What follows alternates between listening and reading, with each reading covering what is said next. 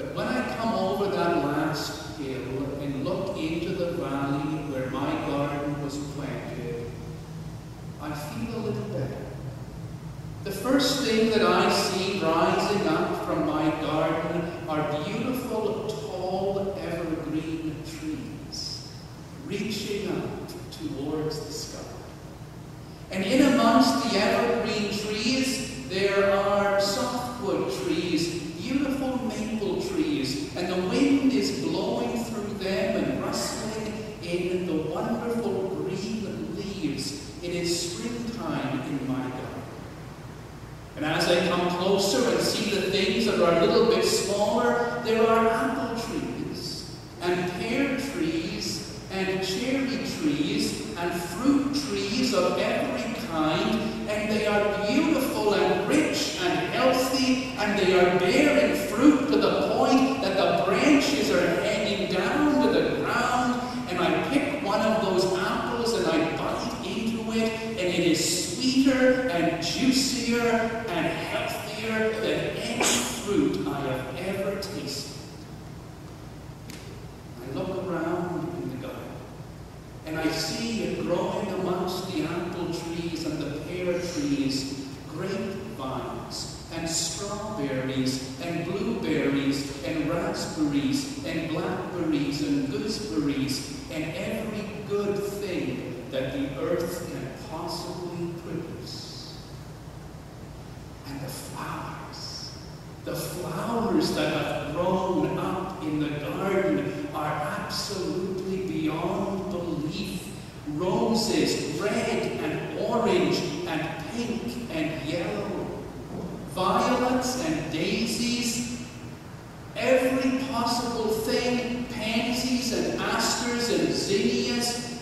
It is a flood of wonderful color.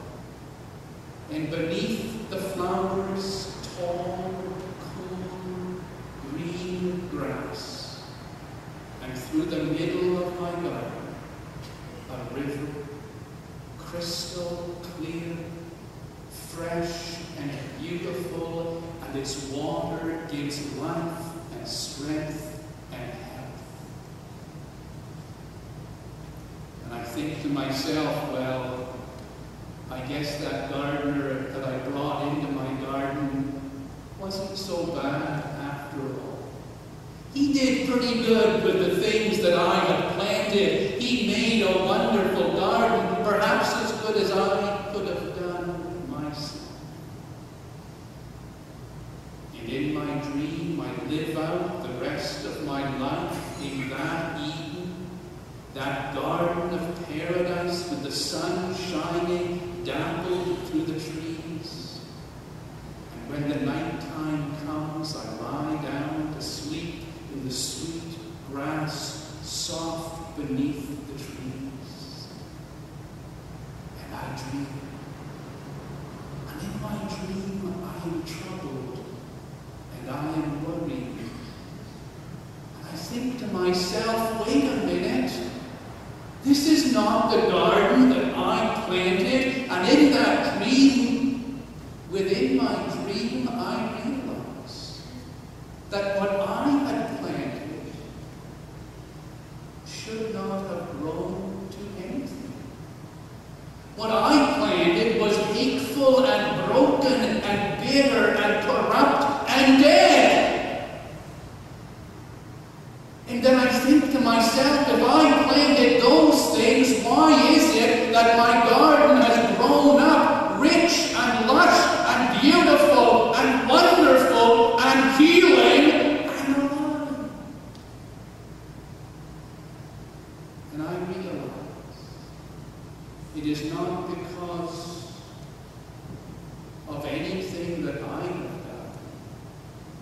If I was to reap the harvest that I had planted, I would reap pain and suffering, bitterness and death. I am reaping the harvest that someone else has planted and nurtured and grown instead of me. My heart is broken by my own inadequacy, but in the same moment healed by the richness and the wonder of what has been given to me. In the morning I awaken within the dream, and the rain is falling down.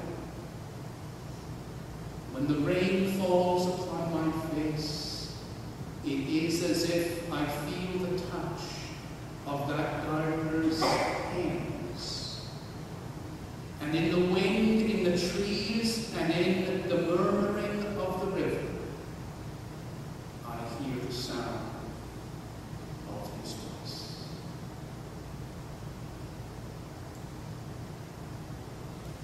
What does the dream of the garden mean? What does the dream of that strange garden I planted in a different garden grow up mean? Sometimes I begin to think that I'm good. Sometimes in this life I begin to think that I deserve all the richness and all the wonders that I have harvested because I am such a good person. But when I dreamed that dream, I remember I am a sinner. I am evil. I am corrupt. And if I was to get what I deserved, all that I would receive would be condemnation and death. Romans 3:23 says, all persons have sinned and fallen short of the glory of God. And were it not for God's wonderful mercy, we would all be condemned to eternal damnation.